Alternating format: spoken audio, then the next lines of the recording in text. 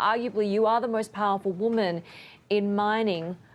What is it that prevents more women from being able to take on particularly more senior leadership roles within that sector?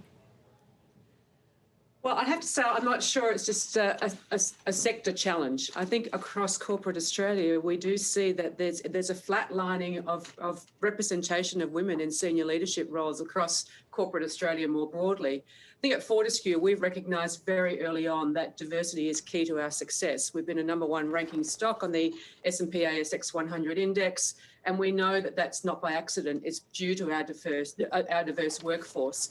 44% of our board directors are female, 36% of our senior leadership are female. So we've got very good representation. Across the whole business, we're at around 20% female representation, and we obviously want to do more to increase that representation.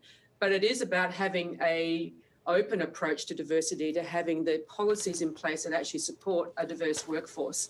And we've been very focused on that for a long time, and we make sure we have the settings in place that encourage female representation. That includes paid parental leave, flexible work arrangements, having a family room at our Fortescue office. And I think our approach to innovation has been really key to that, because we've got our integrated operations centre here in Perth that is remotely operating our mines, and we've got a significant representation of women. At 49% of our integrated hive are actually female. So having those settings, having that approach to automation has really contributed to an improvement. But as I said right at the beginning, this is not contained to the mining sector. Across corporate Australia, there are more CEOs, probably with the name Peter or John, than there are female CEOs of ASX-listed companies. So there's more that needs to be done across corporate Australia, not just in the mining sector.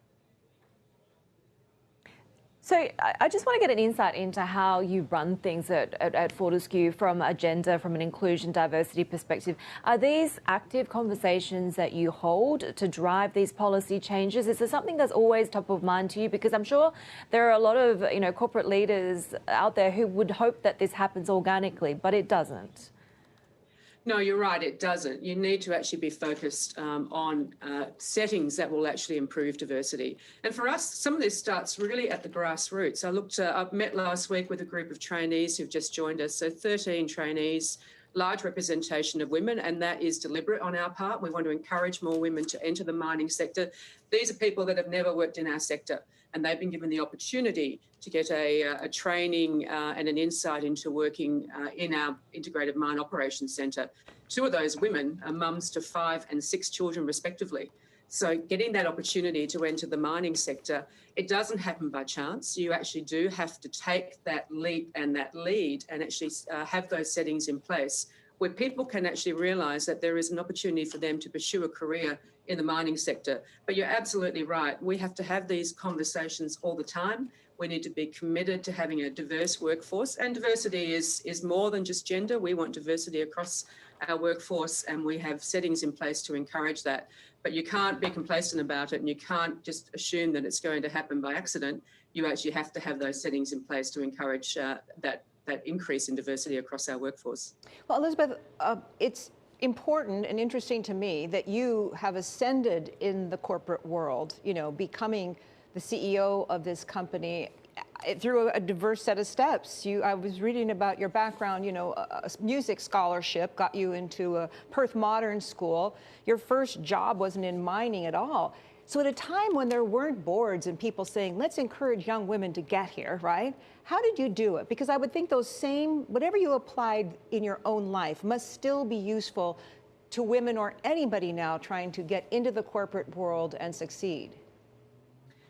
Well, I've had a philosophy from the outset, which is to take opportunities and embrace change. And you're right, I've had a lot of change in my career in industries, as well as I've worked in different countries.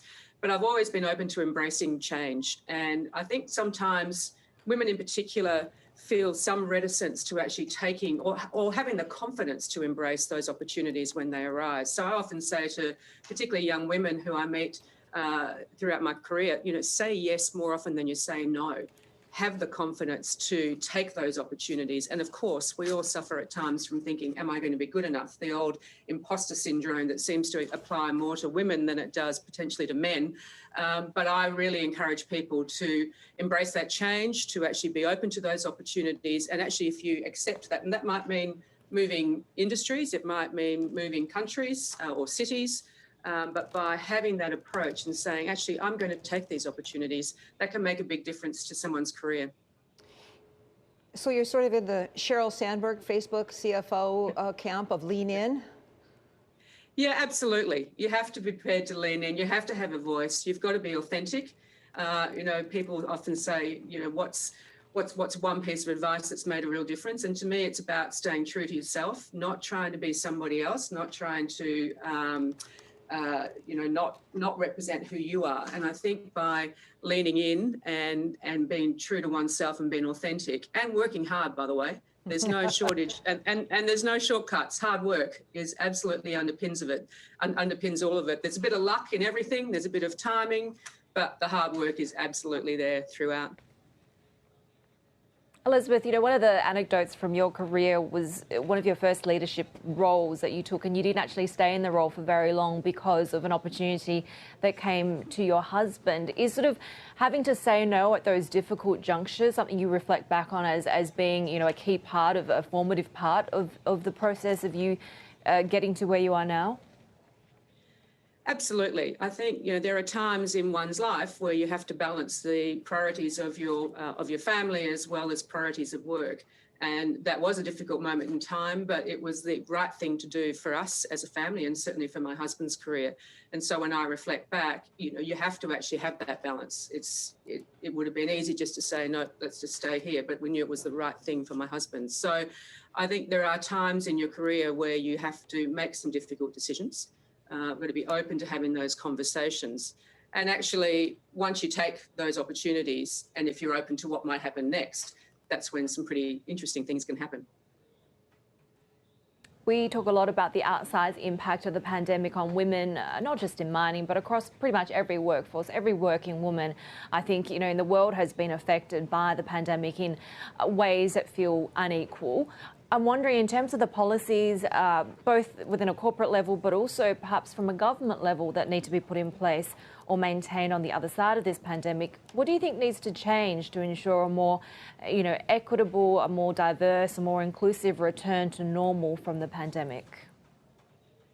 Well, I share those concerns because women have been disproportionately impacted by COVID-19. You've got to look at some of the service sectors that have been hard hit, and there are the impact on women has been far greater than it has been on men. So we have to make sure that there are pathways for those women to gain employment. And it might be in a new industry, which is where training is so critical. And I think corporates like ourselves working with government can actually provide those pathways. I mentioned earlier about this mine traineeship program that we've just commenced. As I said, we had 900 applicants for 13 positions. So we know that there is a willingness. People do want to get into new industries. They want to have the opportunity to retrain. And by working with government and with education institutions, we actually believe there is a real opportunity. But it's going to need a bit of heavy lifting, not just from the corporates. So it can't just be from the likes of ourselves. We have to work with government, and the government has to be committed to actually providing those opportunities and support for training in particular, because there's some great people with some great skills. They just need that pathway. And I know there's actually quite a lot of work. I know here in Western Australia, the state government have a number of programs in place for retraining and reskilling, but we just have to really make sure that we're doing that heavy lifting and we don't become complacent and assume it's going to happen. We actually have to really drive to really provide those opportunities. And there's some great new roles happening in the mining sector, for example, in innovation and autonomy. So the view of where it was somebody up on a hot, dusty mine site, maybe with a shovel in their hand, that's long gone. There are so many opportunities, and with the right settings and the right support, as I said, both from corporates and government, I actually think there is a lot of opportunity, but we have to work at it.